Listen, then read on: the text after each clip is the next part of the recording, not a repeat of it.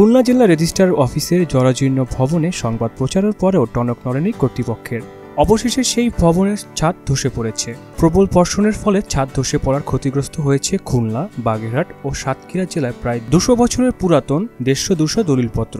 জেলা রেজিস্ট্রি অফিসের ভবনটি অনেকদিন ধরেই ছিল ঝুঁকিপূর্ণ। এর আগে মোহনা টেলিভিশনে অনুসন্ধানী প্রতিবেদনে বিষয়টি তুলে ধরা হলেও কার্যকর ব্যবস্থা নেয়নি কর্তৃপক্ষ। ভবনটি দীর্ঘদিন ধরেই ছিল জরাজীর্ণ ও ঝুঁকিপূর্ণ। স্থানীয় ও সংশ্লিষ্ট কর্মকর্তা কর্মচারীরাও ছিলেন আতঙ্কে, তবু নেওয়া হয়নি কোনো সংস্কার উদ্যোগ। গত 1 এপ্রিল মোহনা টেলিভিশনের এক বিশেষ প্রতিবেদনে বিষয়টি তুলে ধরা হয়। সে সময় সতর্ক করা হয়েছিল সম্ভাব্য বিপদের কথা। সংশ্লিষ্ট কর্তৃপক্ষের দৃষ্টি আকর্ষণ করা হলেও কোনো কার্যকর পদক্ষেপ না নেওয়ার অভিযোগ রয়েছে সংশ্লিষ্টদের বিরুদ্ধে।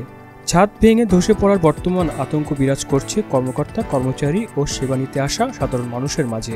8 তারিখ সকালে অফিস খুলেই দেখা যায় আমাদের ছাদের কিছু অংশ ভেঙে পড়ে আমাদের গুরুত্বপূর্ণ যে বালাম বই, রেকর্ড জমির সম্পত্তির যে কাগজপত্র, রেকর্ডপত্রগুলো স্বাভাবিকভাবে বৃষ্টিতে ভিজে অনেক নষ্ট হয়ে গেছে।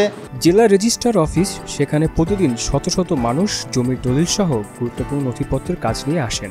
সেই স্থাপনাটি এখন একেবারেই অনিরাপদ। বিষয়টি সম্বন্ধে দ্রুত ব্যবস্থা নেওয়ার জন্য ঊর্ধ্বতন কর্তৃপক্ষের অবহিত করা হয়েছে বলে জানিয়েছে দায়িত্বপ্রাপ্ত কর্মকর্তা। ভবনটা আপনারা জানেন, গতকালকে সকালের দিকে প্রচণ্ড বৃষ্টির কারণে উপর থেকে একটু ভেঙে পড়েছে। যেহেতু এটা চুন শুকরির নির্মিত, এটা যেহেতু 100 বর্ষের অধিক পুরানো ভবন, এই জন্য দুর্ঘটনা ঘটে। এবং সাথে সাথে আমরা আমাদের অফিসের স্টাফরা সেটা যে বালামগুলো হালকা ভিজেছিল সেগুলোকে আমরা রিকভারি করে এগুলো আমরা শুকানোর চেষ্টা করছি।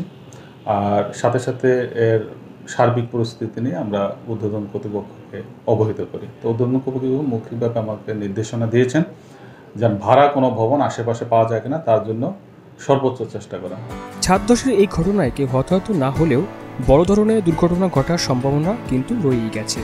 তারপরেও প্রতি মুহূর্তে ওই ঝুঁকির ভিতরে, আতঙ্কের ভিতরে আমাদের কাজ করতে হয়। আর এই বিষয়ে সংশ্লিষ্ট কর্তৃপক্ষ ব্যবস্থা গ্রহণ করবে, এমনটাই দাবি কর্মকর্তা, কর্মচারী সহ নগরবাসীর। আহসানুল হৃদয়, মোহনা ডিজিটাল।